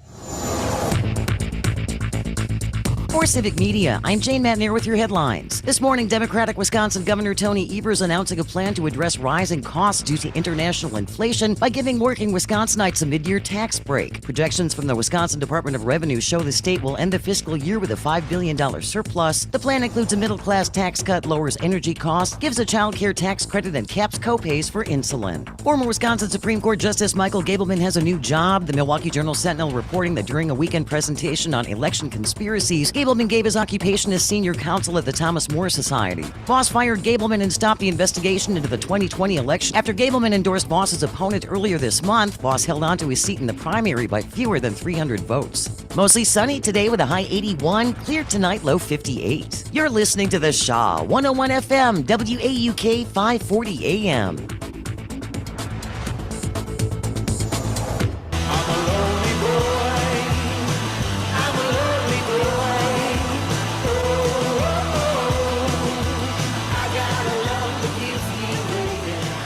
Welcome back to As Goes Wisconsin with Kristin Brey. So you found this one, Jane, this article, which I feel like I've seen versions of this, but apparently the men are not all right. No, they're lonely. They're lonely. And feeling pressure. Yeah, and not going to therapy. I don't need therapy, Kristin. So basically, you found this article in popsugar.com.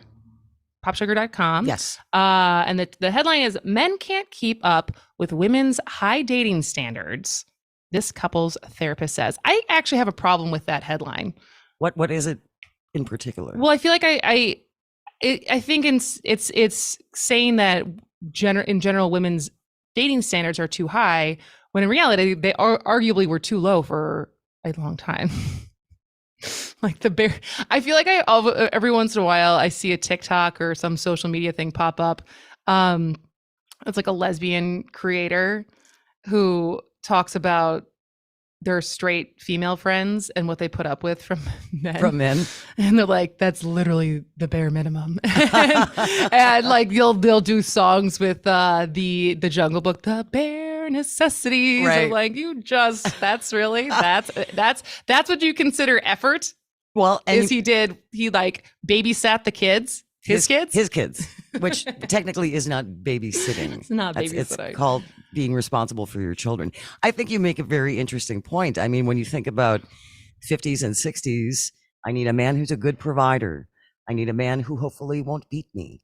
I need a man, who will take care of the family. And those are the three. And then certainly later in the 60s and 70s and 80s and things have changed. And yes, I do think women's expectations are higher, and justifiably so. Yeah, I guess it's if you take high standards as a negative or a positive. But anyway, so there was a study. There was a recent study of like over 45,000 people, which is a lot when it comes to a study. Right. It was around 237 countries, and it was in the Journal of Personality and Individual Differences. And it found that men are now more likely to be, quote, lonely and single than women. And that was not the case 30 years ago. And Pew Research actually found the same thing in 2021. And I think this is not just something obviously that was 237 countries, but I know we've heard a lot about this in Japan, but I think in China it's different because there was just the one child rule for so long, but, and I think it's certainly the rule here now, and, not the rule, but the trend here now. And so there's a psychologist named Greg Matos who put forth a theory and wrote an article for Psychology Today of why he thinks this is happening. Okay. And there were 3 reasons why he thought men today are lonelier than ever, and why most likely that could continue. So one is there are more men than women on dating apps, which is predominantly where people are meeting these days. That's where we met. Right. But it makes the apps more competitive. And so heterosexual men make up 62% of dating app users these days, which is a lot. It is a lot. It's a lot more than half. Well, and where are all these women if they're not on dating apps? Are They probably are exhausted and trying to meet someone in person. Like when I talk to my girlfriends about dating apps, like they all they take breaks, they go back on, but like, because I think what I've seen is a lot of ways that men. So have you ever seen a dating app? I have not. So since the rise of Tinder, which was now over 10 years ago, when that was really the first app that like gamified the experience. Before it was Match, and you would both match or OkCupid, and it was not on your phone, but like you would peruse profiles. So you do a little shopping. And then you could send a message. And so, like there be times if you got so many messages, it'd be overwhelming. But the way Tinder worked was like someone's profile and picture would pop up. And since it was on your phone, you swipe right if you would like to match with them. You swipe left if you don't. Okay. You both have to match in order to talk. So you both have to swipe right. You both have to swipe agree right. to meet. So it limits the unsolicited conversations of having one person who's more interested. The other person hasn't even seen your profile yet. So this is anecdotal, but I know a lot of men who literally go on the app and just indiscriminately swipe right. And so ultimately I have girlfriends who are on these dating apps who match with someone, and then that person will finally look at their picture and then they say like unbelievably rude things. Like, wow. And sometimes it's friends, but I've also seen, articles in women type female oriented blogs that will be like, the abuse of these guys who have not met you, who then all of a sudden like have the audacity to call you fat or comment on what you look like. It's like, you matched with me. But it's because they're not even looking at who they're matching at, and they're dealing with it after they've matched to actually look and see if they want to go on a date with this person. Right. That's a tangent. But anyways, so reason number one is there was more men on these dating apps and it's more competitive. But also because women are becoming increasingly selective. I think it's because they have more options in dating. And I also know more and more women who are fine just being single. I think there are a lot more women who have come to the realization or acceptance that I've been, I'm 35, I'm 40. I've been looking all these years. It's not happening. I have to dedicate myself now to just having a decent life. Yeah. It's like I have good friends. I have a good career. I have a bunch of other things that are very fulfilling. Yes. And dealing with your BS is not one of the things I want to deal with. It's not worth it. It's not worth it. Because the third thing is men are not closing the, quote, relationship skills gap. Now, what that seems to be meaning is men are getting lonely because women have high standards these days, but it's like the relationship skills gap is being emotionally available, being a good communicator, having similar values. Like the soft skills. If we were talking about like a job resume, yes, you have your hard skills and you have your soft skills. And your soft skills are being able to communicate, like being able to have emotions, being able to be vulnerable, actually having like an emotional connection instead of, I think as you said, be a provider. And if you're going to be in a relationship, wanting someone who you can do those things with and feel like you're on the same page. And so again, if you can't find someone you can do that with, the option of staying single now that women have jobs and can provide for themselves, and there's not this like, well, if I don't get a husband, that was a big thing in Bridgerton, right? Like Bridgerton, it was like, if I don't get a husband, I'll be desolate, and like because I can't have a job and there's no way for me to have any kind of income, and I'll be ruined. That's obviously not the case anymore.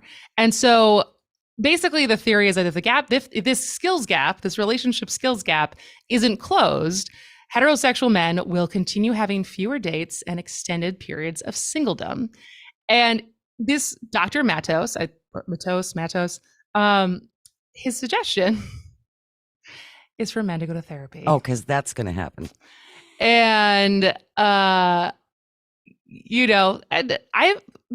I think therapy is very I know more and more valuable. men who have gone to therapy. Do you?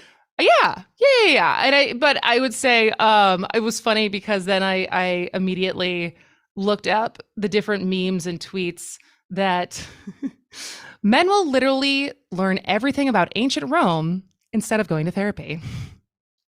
Men will literally teach you how to open a can of beans for 6 hours instead of going to therapy. Men will literally not let themselves get attached to anything they can't walk out of in 30 seconds flat if they feel heat around the corner instead of going to therapy. Ouch. Men would rather watch hours of James Gandolfini going to therapy instead of going to therapy. There's more. But it's like, it's obviously a joke. These tweets are jokes, but it is. And what's funny is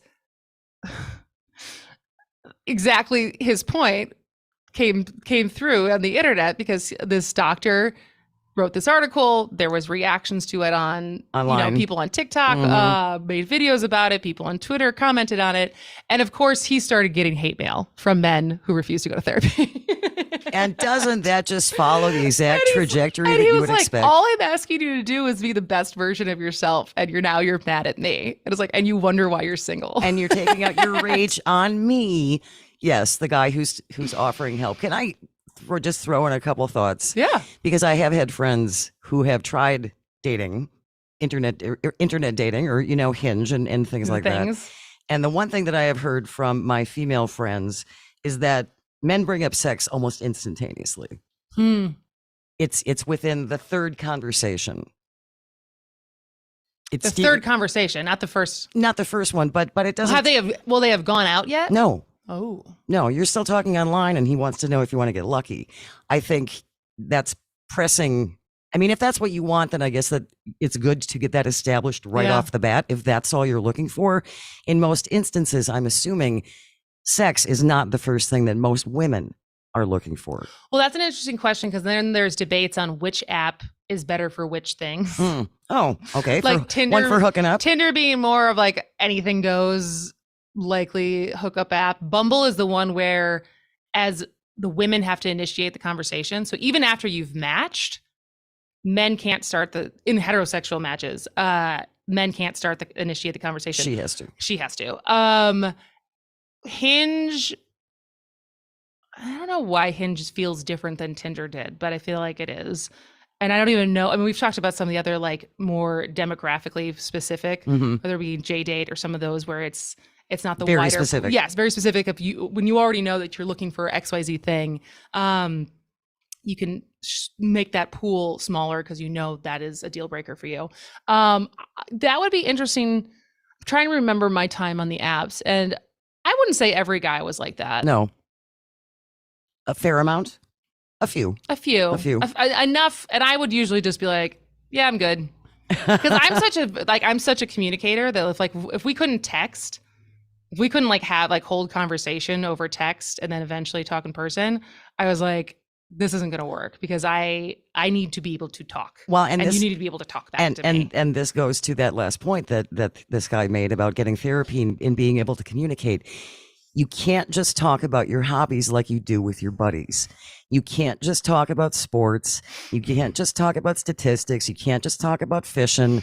Because that's another complaint that I've heard from my friends is every profile picture either has a gun or a fish or a dead animal of some kind. We did this when the first year of As Goes Wisconsin, when I had a handful of interns at UW-Madison, most of which were girls or young women. And we made one of the TikToks, my intern Cassidy, who was wonderful. We made one because we made a whole series of Wisconsin where blank. And so we'd fill in the joke and something that was very stereotypical Wisconsin, and where every vote counts, because all the stuff was like getting out the vote.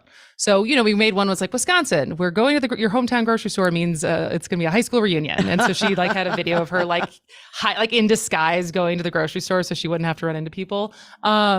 Wisconsin, where everyone knows the words to build me up Buttercup. And then we had like a video of Camp Randall Stadium and everyone going nuts and jump around, Cute. all that stuff. Yeah. So we had one where it was Wisconsin, where being on Tinder or like being on a dating app is like, we can't find a guy without holding a dead animal or something like that. And literally it was like screenshot after screenshot after screenshot. And she blocked out their faces because I don't even think I was on there on dating apps. So she just found them. She blocked out their faces and their names. But it was fish, deer, pheasant, bird, rabbit, like deer. And it's true. Yes, it is very true that lots of men love to show their fish Kills. and their kills. And the video got taken down from TikTok for animal cruelty. Oh, are you kidding me? Wow. And so I tried to contest it. I don't think we ever got it back on. Oh and my so gosh. someone flagged it. I was like, I don't want to see all these dead animals. I was like, yeah, me either, but they're out there. Well, and again, nothing against men who hunt and all of those things. But and if you're trying to find a woman who is agreeable to that lifestyle or is into that lifestyle, that's one thing.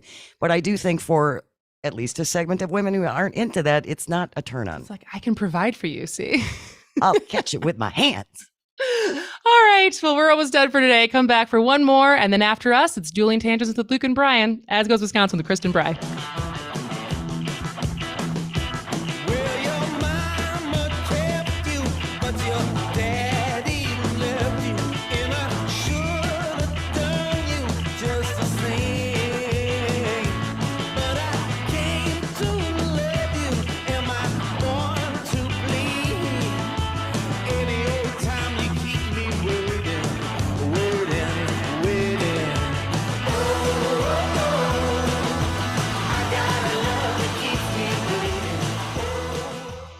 Hi, everyone. Listen to my show, The Matt McNeil Show, weekday afternoons at 3 p.m. on the Shaw 101. 1 hour every weekday where we'll talk all sorts of things like politics, especially with what's going on this election season, plus a lot of other things, too.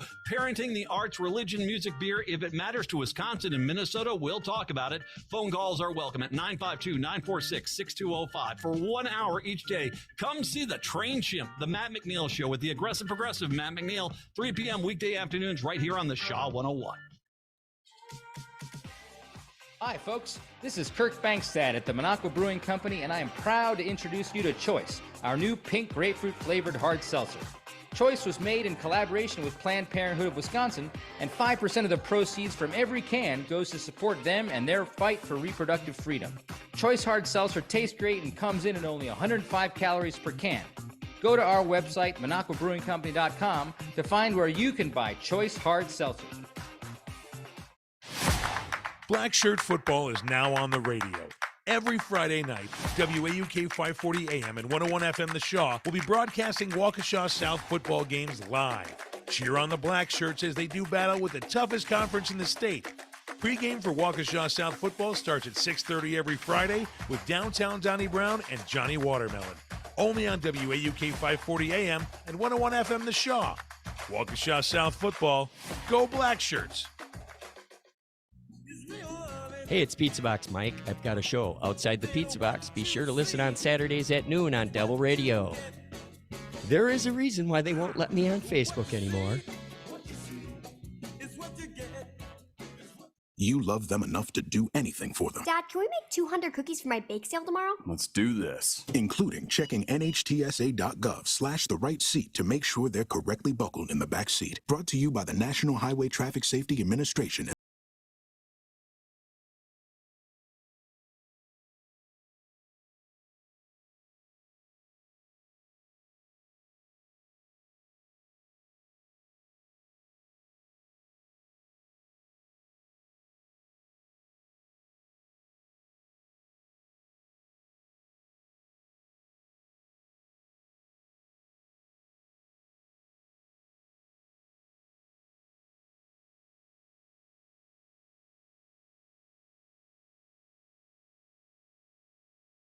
Funny Girl, I think there was some drama on Funny Girl, and I don't know if they've announced it. Yes. Because Bernie Feldman? Yes. Yes. Yes. She was Funny Girl, and the show was at least in previews. And then it was announced that she would no longer be. Leah Michelle took over. She did. I have a friend. That's like because the internet does not like Leah Michelle. I know. And She wasn't- she's wildly talented. I have no idea what Extremely. she's like in person. But yeah, the internet is not a fan. And I know people were very upset because Bernie is a fan. Well, but I have a friend who saw the trial, and he said with Jane Lynch, who played her mom, played Fanny Bryce's mom. Jane Lynch played I Fanny forgot Bryce's that. mom. But she was, and who was also in Glee. Yeah, yes, also in Glee. But he said it was not good. Ooh. He said it was not good. And it wasn't just the casting. He just said that the whole production seemed off. So whether or not Leah Michelle is going to be able to save that, I think remains to be seen. But as you said, she is Beanie Feldstein. Beanie Feldstein, that's not what it Bernie. is. Yeah, Beanie Beanie. Feldstein. Yeah. But she's very, very short. Jane Lynch, of course, is like 9 feet tall. Yeah. And apparently the casting director thought that disparity in heights would be funny. And It just didn't work. It just didn't play.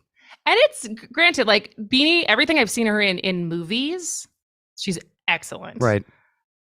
I mean, I think she grew up doing theater, but I'm just like, it is, those are two different skill sets. Having stage presence and being good on camera sometimes coincide with each other, but not, they're very different. Like I remember I grew up doing theater, and one of the things that people would tell me is that like, there's your eye is drawn when I was on stage. That's what they call stage presence. And even once I started doing stand-up again, I was not that I had a lot of work to do on my jokes, but the feedback I'd always get is like, at least you have the stage presence. Like, you know how to be on stage. People know how pay to attention to you. You know how to like not turn your back to the Mhm. audience and play to the audience and stuff like that. Versus being on camera, my problem trying to be on camera is that I was always a little too animated or a little too loud. It's funny that you say that though, Kristin, but I think that makes a huge difference. And I've done both too. And I've been on stage since I was a kid, and I've also done some TV work. And you have to be so subtle when you're on camera. Whereas on stage, you need to make everything bigger so that people can see you in the back.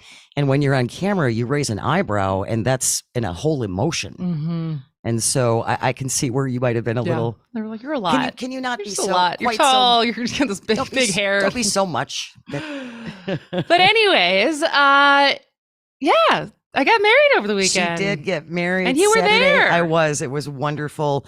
And zoomed in for the ceremony. Your vows that you wrote for each other were, and I don't know Michael, but it was so you. And I just assume what he said also was very genuine and authentic, and really explained why you love each other. And it was just lovely. And then you had Cliffy come up, the dog with the rings. And it was a great cap to the And it didn't ceremony. rain. No, that was, I think, the saving. So all week, even up until Friday night, the forecast was it's going to rain. Yeah. And it's going to rain like all day. And so I think Friday afternoon, I tweeted at a bunch of different Milwaukee meteorologists. And I was like, I literally said like, all right, Milwaukee meteorologists, like, what's actually going to happen tomorrow? And none of them said it wasn't going to rain. They all said like, it's going to be scattered. Like it'll be, like won't be a washout. Yeah. And so it's like, it'll be here, touch and go. I think Mark Baden was like, good luck. and it did rain in the Milwaukee area. Like I think people who were up in Mequon told us later that night, it just downpoured. But Saturday morning, I woke up and kept checking my phone. I woke up, it still hadn't started raining. Checked my phone. It was like, it's going to start at 11. Then it got close to 11 and it hadn't started raining and kind of the sun was out. I was like, okay. What time did you guys start taking pictures? So the ceremony was at 2. Of course, I was a little late. But the ceremony was at 2. And so largely we got to around 1 o'clock and I was still finishing up my makeup. My friend was finishing up my hair and makeup. And it's like, it wasn't going to start raining until 3. And at some point, a little bit in the morning, it like sprinkled for 10 minutes. And so once we saw from 2 to 3 that we were kind of in the clear, because that was the biggest thing we didn't have a plan for. Oh, if it rained outside? Not really. Oh, so we got no married kidding. at Sanger Gardens, which I can't recommend enough. I was wondering where that was. So it's in Brewers Hill, and it's largely, I mean, it's partially a private residence. So the Steve who owns it, him and his wife, they've owned it for at least 2 decades, and they've restored the house as much as possible to be historically accurate. Because it was in Brewers Hill, it was one of those old German mansions that one of the guy who originally built it, I think, was involved in Schlitz or whatever. So it's this beautiful Cream City brick house, and like an entire another plot, which I guess, you know, in that neighborhood could have been sold off eventually for like another house could fit on that plot. But he has made it into an unbelievable garden. How cool. And we found it one day just walking to Uncle Wolfie's to get breakfast. And we saw a sign that said like the open hours, because it's a public, I mean, when he's not having an event, it's just a public garden. Really? Yeah, he's amazing. And so after brunch, we stopped in, we met him, and it was May, so it was before everything had really like started to bloom and pop off. And so when we knew we wanted to do something smaller, we went there. But there was, you know, basically our backup plan had it rained was to use Mike's like event tent. Sure. Which would really little white pop-up which tent. really would have like changed the aesthetics of the pictures.